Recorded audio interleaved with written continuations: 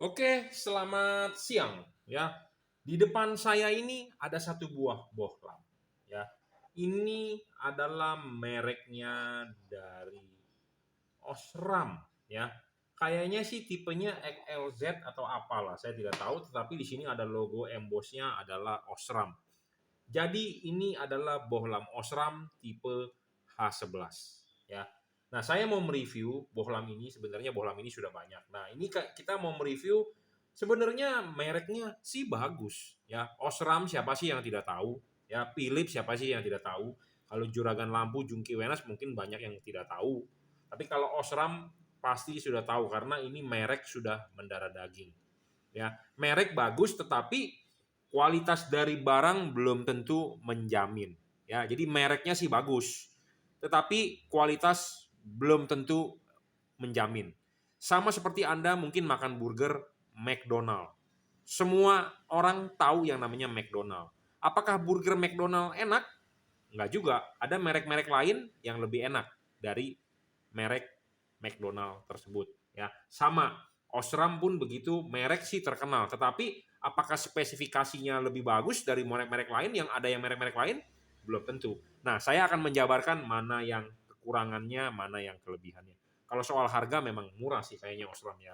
Saya nggak tahu sih harganya berapa di pasaran, mungkin sekitar 600-700 ribuan ya. Nah, ini bohlam tipe H11, H16 atau H8 ya. Bohlam Osram itu dia adalah fix. Jadi tidak bisa di adjustable. Ya, fix tidak bisa di adjustable. Karena kenapa? Di sini ada bautnya. Pakai kunci L ya. Jadi ini baut ini harus dibuka atau dikencengin. Dibuka dulu baru bisa dia diputar. Tapi sebenarnya dia juga tidak bisa diputar, tidak bisa adjustable. Ya, kenapa? Karena dia ada lubang bautnya di sini satu nih. Di tempat-tempat lain tidak ada. Ya, cuma ada satu. Jadi dia cuma sebenarnya dia fix fokus, dia tidak bisa adjustable. Ya. Tidak bisa adjustable, ya. Dia fix fokus sebenarnya. Ya, tidak bisa adjustable karena lubang bautnya cuma satu. Nah, kenapa bohlam fix fokus merugikan? Ya, nah ini saya jabarkan kepada Anda. Saya bukan berarti tidak menjual ini Osram, berarti saya menjelek-jelekan Osram, tidak, ya, tidak. Saya ngomong apa adanya, Anda boleh percaya atau Anda boleh mengikuti video saya atau merasa Anda tidak senang ya tidak usah nonton. Saya tidak pernah memaksa. Tetapi untuk Anda saya mengedukasi, kenapa sih bohlam ini kurang begitu bagus? Karena satu, dia tidak fix fokus. Dia tidak adjustable, dia fix fokus. Nah, fix fokus itu apa sih? Nah, bohlam ini jika dipasang, nih, misalnya ini kita pasang nih, ya. Bohlam ini tidak bisa vertikal atau tidak bisa horizontal, dia kacau, tidak bisa di-adjust. Jadi ya udah fixnya begitu aja. Ya, padahal pemasangan LED ini harus vertikal di reflektor ini. Ya, seperti itu. Nah, ini kerugiannya. Ya, kerugiannya. Nah, kerugian ini ada orang yang paham dan ada orang yang tidak paham cara pemasangan. Ada yang orang merasa, ah gua udah beli merek Osram, udah pasti bagus lah. Nggak mungkin.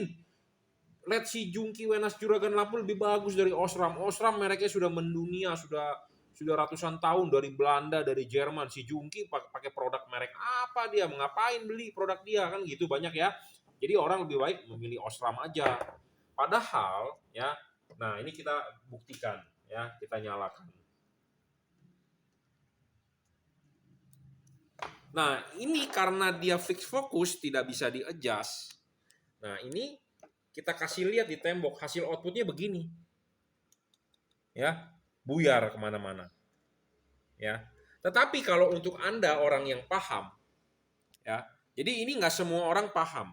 Nah, kalau untuk Anda yang paham, nah kalau ini mengadjustnya benar, ya, nah ini bisa dibuka, dikendorin, adjustnya secara manual, mau nggak mau manual. Kenapa manual? Karena dia bukannya adjustable. Ya, jadi Anda harus buka dulu pakai kunci L, kendorin, diputer-puter, kencangin lagi. Eh, Kurang pas, kendorin, puter-puter, kencangin lagi. Nah, ini nggak semua orang bisa. Memang ada orang di luar sana mungkin bisa, tetapi nggak semua bisa ya. Nah, ini kita sudah memasang dia secara vertikal.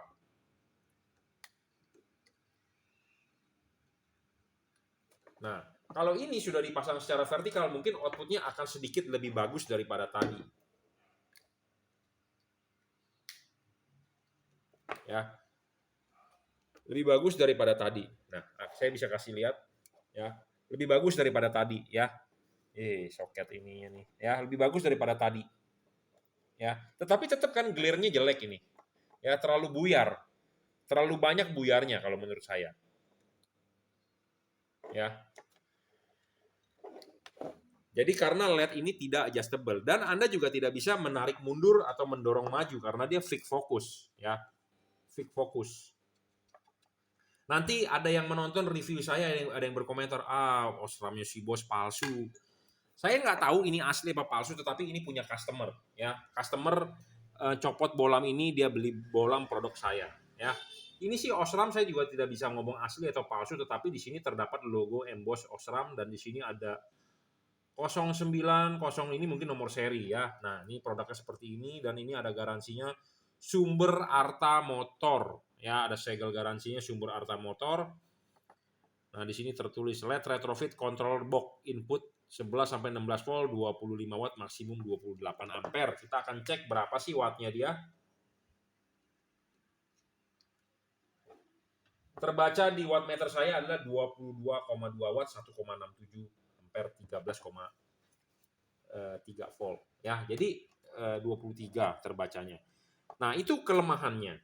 Ya, dia fix fokus tidak bisa di-adjust. Adjust-nya tidak bisa dimaju mundur ataupun diputar.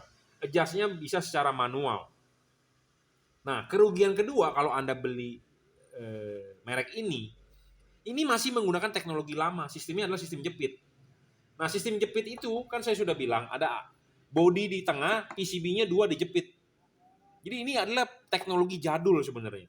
Mereknya sih bagus. Nah, kebanyakan merek-merek yang bagus-bagus tersebut dia malas untuk berkembang. Contohnya, Anda tahu mobil Toyota Innova Reborn, harga sudah 400 juta, bro. Tetapi minim sekali yang namanya teknologi. Contohnya yang tipe V, kuncinya belum keyless. Expander aja yang harganya cuma 200 jutaan sudah keyless.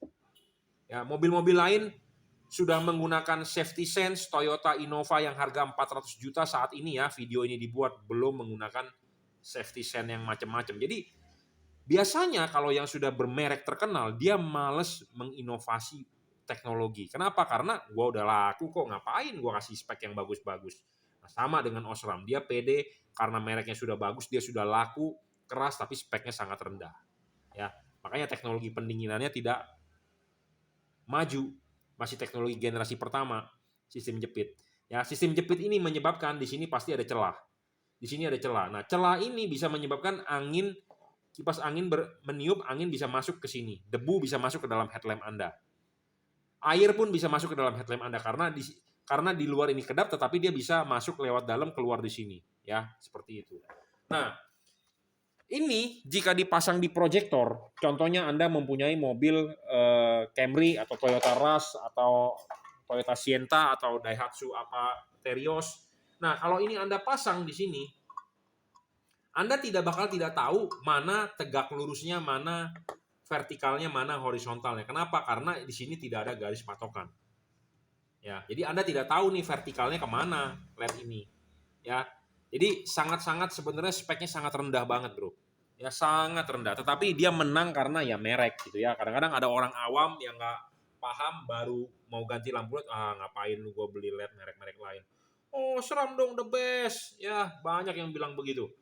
Ya memang kalau dari merek menang, tetapi kalau dari spesifikasi nggak begitu. Ya, oke.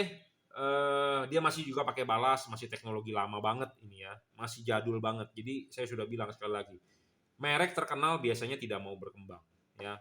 Merek terkenal biasanya tidak mau berkembang. Jadi contohnya ya mobil Toyota begitu-begitu aja.